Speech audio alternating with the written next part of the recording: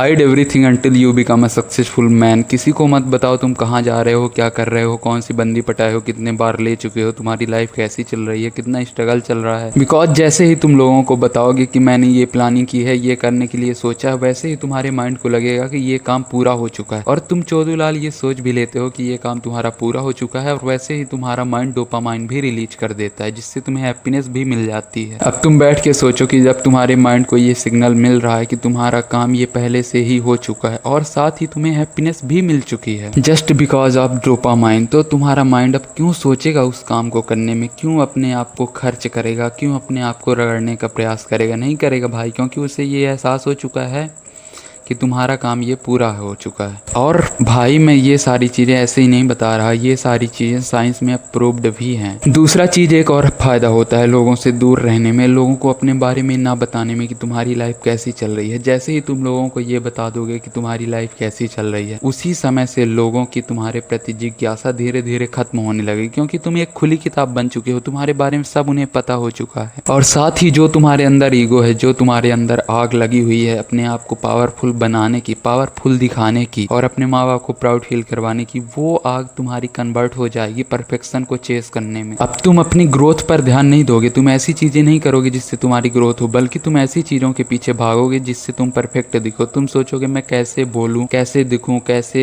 लोगों के सामने आऊँ जिससे लोग मुझे पसंद करें, तो तुम इन सब चीज़ों के पीछे भागने लगते हो। और साथ ही तुम सोचते हो कि लोग तुम्हें कॉम्प्लीमेंट दें जिससे तुम्हें जस्टिस मिल सके। सो होपफुली मेरी अभी तक की बात तुम्हें आसानी से समझ में आ चुकी होगी। अब मैं तुम्हें आगे की बात एक एग्जाम्पल के द्वारा समझाने वाला हूँ। Let you are in a mall where a gentleman is sitting and he are also looking good and aesthetic. अब जो तुम्हारे दिमाग की भजिया फटने वाली है वो किसी महाभारत से कम नहीं होगी। In this situation your mind thinking that कि भाई मैं कैसे चलूँ, कैसे बोलूँ अपने दोस्तों से, कैसे बात करूँ शॉपकीपर से जिससे ये आदमी मुझे ही देखे केवल। तो अब तुम्हारा माइंड कुछ अलग तरीके से काम करने के बारे में सोचेगा। वो सोचेगा कि जैसे तुम पहले चलते थे उस तरह से ना चलो, जैसे तुम पहले बोलते थे उस तरह से ना बोलो, ताकि तुम थोड़ा अलग दिखो और वो आदमी तुम्हें जज करे। और तुम इसी परफेक्शन को चेस करने के कारण नेचुरलिटी से दूर भागने लगते हो। जैसे तुम पहले चलते थे उससे भी ज्यादा गंदा चलने लगे, जैसे तुम पहले बोलते थे उससे भी ज्यादा गंदा बोलने लगे। और इसी को हमारी हिंदी में या बघेली में कहते हैं आंजत आंजत कहानी कर देना। हो सकता है कि जब तुम ये हरकतें करना शुरू कर दो तब तक तुम्हारे ऊपर से उस इंसान की नजरें भी हट चुकी हो, वो इंसान जो तुम बोल रहे हो उसे सुनाई भी ना दे रहा हो, बट तुम्हारे माइंड को ये लग चुका है कि तुम्हें उसके सामने परफेक्शन के साथ प्रेजेंट करना है अपने आप को, इसलिए तुम इन सब हरकतों में पड़े रहे हो। सो दैट द कंक्लूजन कि तुम परफेक्शन के पीछे तभी भागते हो जब तुम लोगों के बीच में आते हो, तब तुम अपनी नेचुरलिटी को भूल जाते हो और परफेक्शन के पीछे भागने लगते हो। इसी कारण से कई बार चीजें गलत भी हो जाती है। तुम जिस तरह से प्रेजेंट करना चाहते हो उस तरह से चीजें प्रेजेंट नहीं होती और धीरे धीरे तुम्हारी वैसे ही आदत बन जाती है। इसलिए उन सब चीजों को कभी भी अपनी पब्लिक के सामने प्रकट करने की कोशिश मत करना जब तक तुम अपने सामने उसे परफेक्ट तरीके से ना करने लगो। दैट्स इट, आज के लिए इतना ही। मिलते हैं कल, तब तक के लिए tata bye bye, take care.